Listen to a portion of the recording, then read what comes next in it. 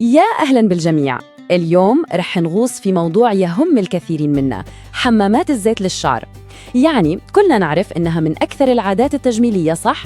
لكن تصدقوا إنها برضو من أكثر الأشياء اللي نطبقها بشكل خاطئ؟ في هذا الشرح الشامل رح نفكك هذه الطريقة الشهيرة خطوة بخطوة. رح نعتمد على توجيهات علمية وتجارب واقعية عشان نكتشف مع بعض الطريقة الصح لحمام الزيت وكيف نطلع بأفضل نتيجة بدون ما نقع في الأخطاء الشائعة اللي تخرب كل تعبنا.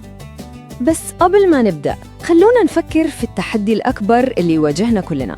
ما هو السر عشان نحصل على شعر متغذي صح بدون ما ينتهي بينا المطاف بالشعر ثقيل ومليان دهون؟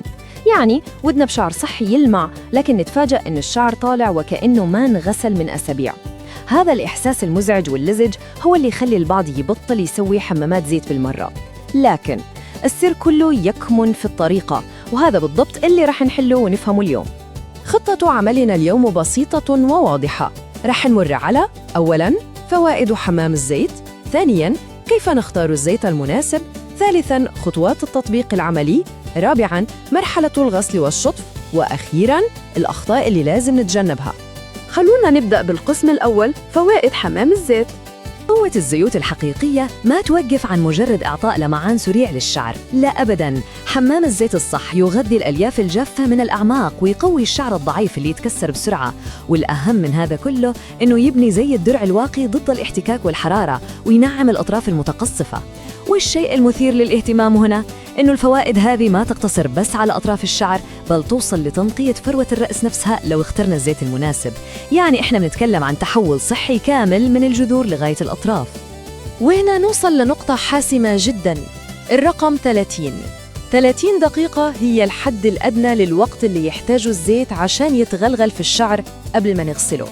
طبعاً نقدر نخليه فترة أطول، يعني من 3 إلى 4 ساعات، أو حتى ننام فيه ونخليه طول الليل عشان ناخد أقصى فايدة وتغذية ممكنة. ننتقل للقسم الثاني، كيف نختار الزيت المناسب. الفكرة كلها يا جماعة هي إننا نطابق الزيت مع الهدف اللي نبغاه. يعني لو الشعر جاف وتالف، زيت الأفوكادو أو زيت جوز الهند هم الخيارين الأفضل بلا منازعة. طيب لو الشعر دهني، هنا يجي دور زيت الحبة السوداء أو حبة البركة، لأنه ينقي الفروة بدون ما يثقلها.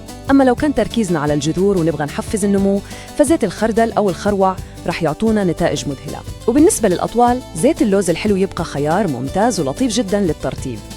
ومن هنا نكتشف سر الرهيب، خلط الزيوت. دمج الزيوت فكرة ممتازة جداً ومستحسنة. كده نقدر نبتكر عناية مخصصة لاحتياجاتنا بالضبط. مثلاً زيت الخردل رائع لنمو الشعر، بس ممكن يسوي شوية وخزة للي فروة رأسهم حساسة. الحل بكل بساطة نخلطه مع شوية زيت خروع عشان نخفف حدته. مثال ثاني، جربوا تخلطوا ملعقتين صغار من زيت جوز الهند الصلب مع ملعقة من زيت اللوز الحلو. النتيجة قوام مثالي لتغذية الأطراف. وصلنا للقسم الثالث والأهم، خطوات التطبيق. الخطوة الأولى والأساسية هي إننا نفك تشابك الشعر الجاف تماماً قبل ما نسوي أي شيء.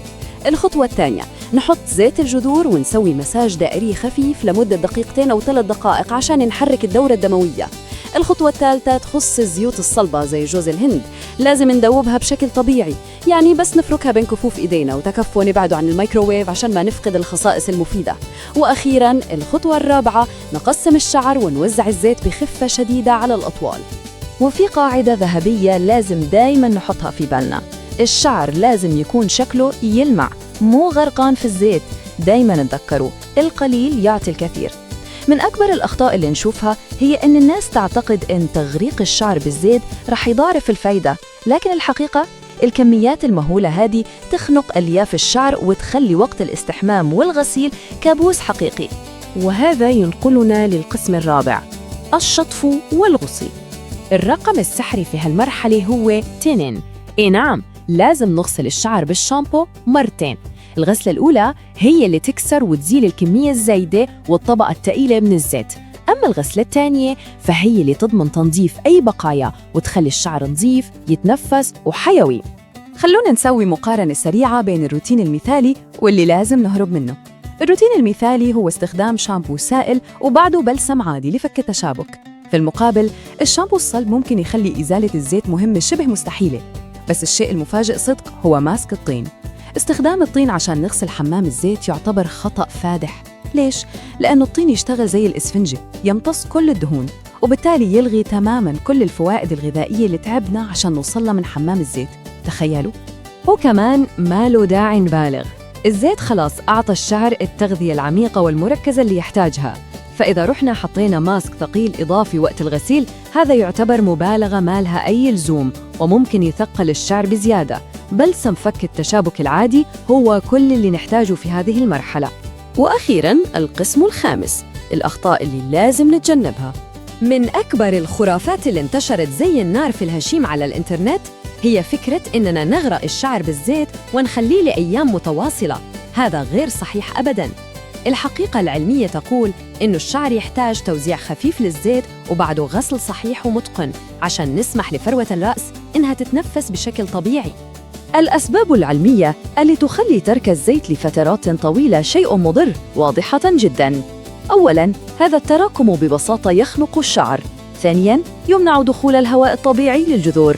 وثالثاً وهو الأخطر، إنه يخرب التوازن الطبيعي للميكروبات المفيدة في فروة الرأس، والنتيجة في النهاية شعر باهت، ملمس لزج ومزعج، وفروة رأس تفتقر لأي مظهر من مظاهر الصحة.